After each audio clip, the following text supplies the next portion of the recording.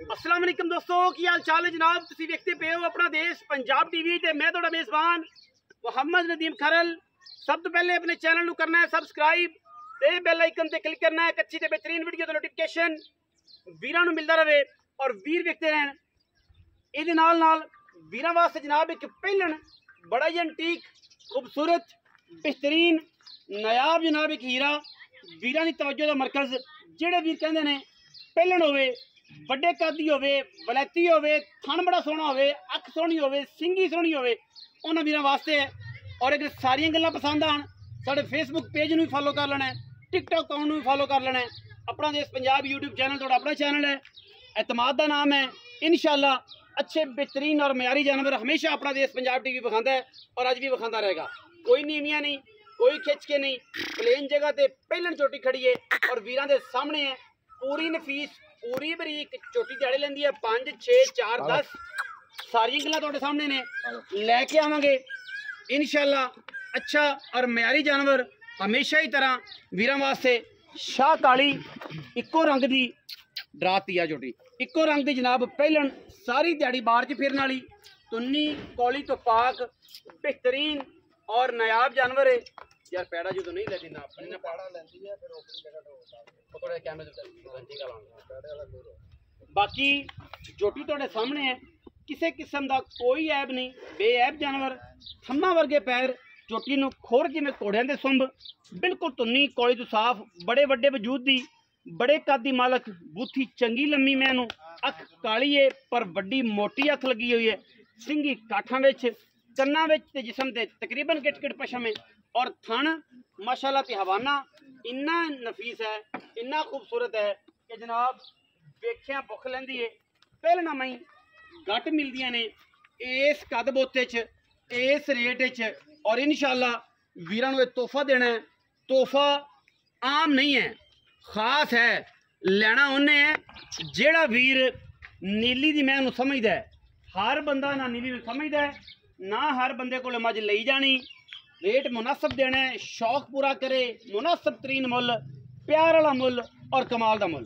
बाकी इंशाअल्लाह जोटी जिहड़ी है पहले तो दूजे सूबे विच कमाल का अपना सर्कट बनाएगी इंशाअल्लाह। इस बारी भी हवाना तुहाडे सामने है, बड़ा क्लास का हवाना अगे भी पिछे भी माशाअल्लाह। वलैतना गावां दा असीलतां बड़ियां ने चोटी दे विच, क्वालिटियां बड़ियां ने चोटी दे विच।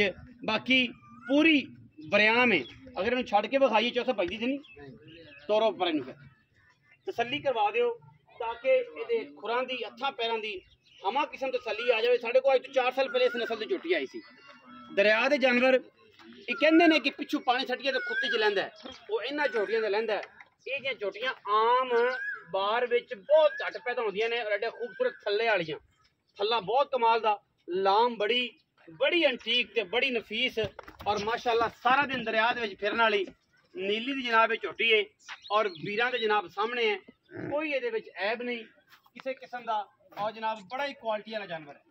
बाकी लैने देने मुकद्दर ने जी इंशाअल्लाह।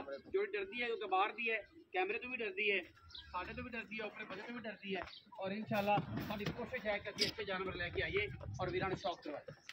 छोटी दी स्पीड चेक करनी है ना माशाअल्लाह सारा दिन दरिया फिरन वाली है, बड़े बड़े करदी है। कोई वीर कहे ना छोटी छोटी है असीं आण जाण दा किराया भी देंगे वीर तो मागरे दी भी करांगे।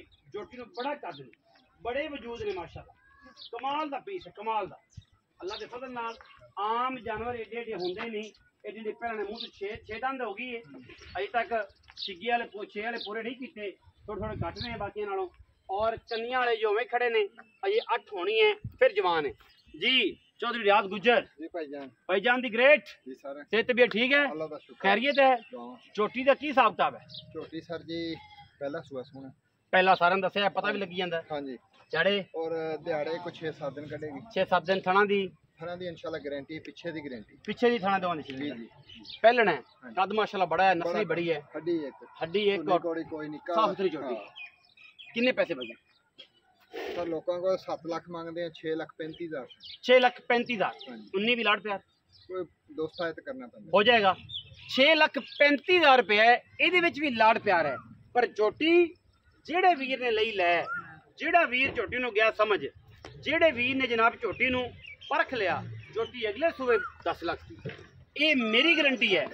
जेडे वलैतियां नूं समझदे ने लैनी उन्होंने, जिन्होंने वलैतियां दा नहीं पता उन्होंने मैं नहीं लैनी, क्योंकि जिन्होंने सुनियारे नूं सोने का पता होंदा है, जवाहरी नूं हीरे दा पता होंदा है, और कबाड़िए नूं सिर्फ कबाड़ का पता होंदा है।